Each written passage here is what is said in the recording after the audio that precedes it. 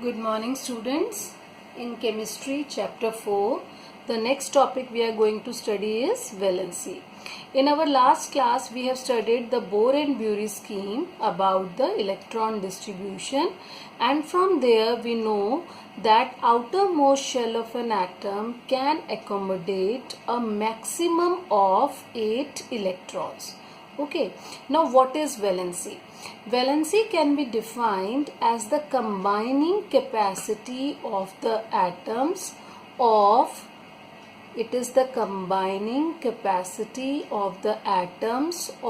other elements. Okay, when the elements combine, whatever is their combining capacity, that is known as valency.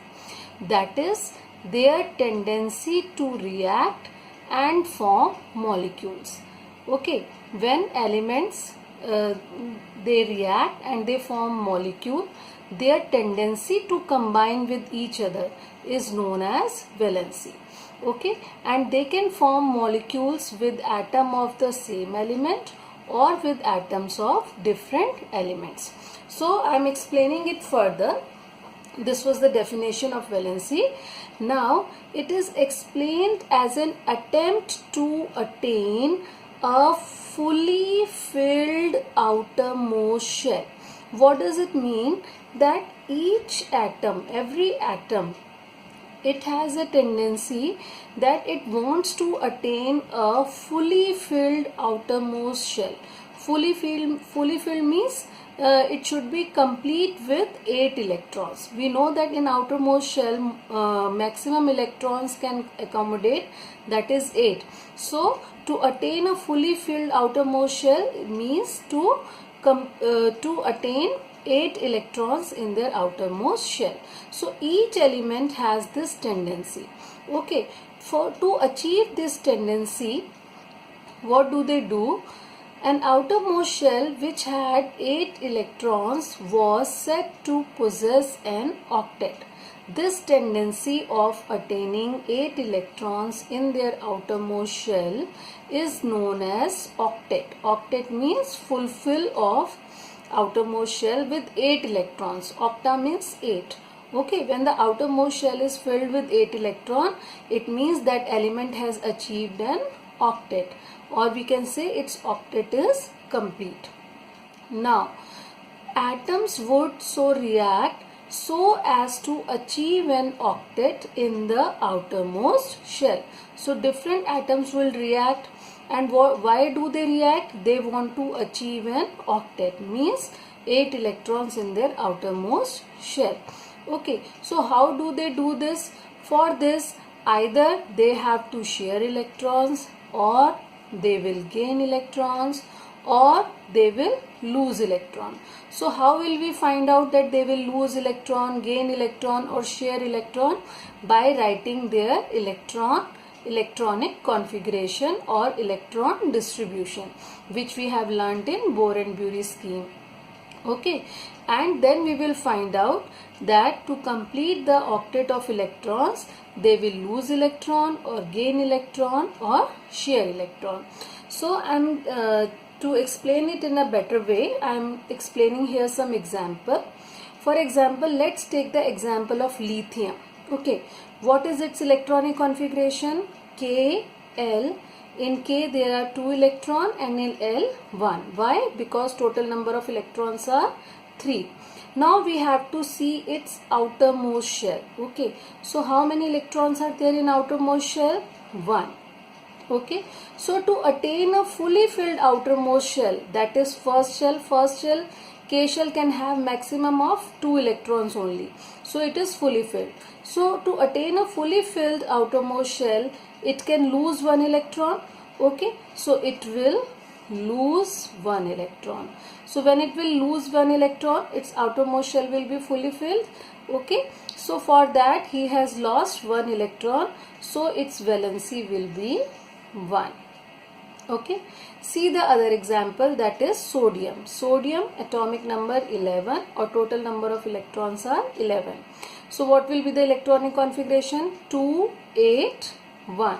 That is KLM 2, 8, 1. Now here again it can lose 1 electron. Okay, if it will lose this electron, then in the outermost shell it will be 8 electron, that is its octet will be complete. So again it will lose one electron, and its valency will be 1. Okay, so valency is the number of electron lost or gained or shared. So here the valency will be 1. Take the next example, magnesium. Magnesium atomic number 12. Okay, so electronic configuration will be 2, 8, 2. So to what it will try to achieve 8 electron in the outermost shell. So for this it has to lose 2 electron. Okay, so it is losing 2 electron, so its valency will be 2. Okay, next example is phosphorus. Phosphorus, that is number of electrons are 15. So electronic configuration is 2, 8, 5. Now here to lose 5 electron, it is better for phosphorus to accept 3 electrons. Okay, if it will accept 3 electrons here, then also its outermost shell will have 8 electron. So it is difficult to lose 5 electron, and it is a better option to gain 3 electron. So if it gains 3 electron, its outermost shell will have 8 electrons. So its octet will be complete. So what it has done, it has gained 3 electrons. So it has gained 3 electrons. So its valency will be 3. Okay. See the other case, sulfur. Here the number of electrons are 16.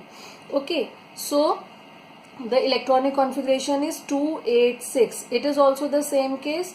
Okay. It is not possible to lose so many electrons, that is 6 electron. So it is better to gain 2 electrons to complete it octet.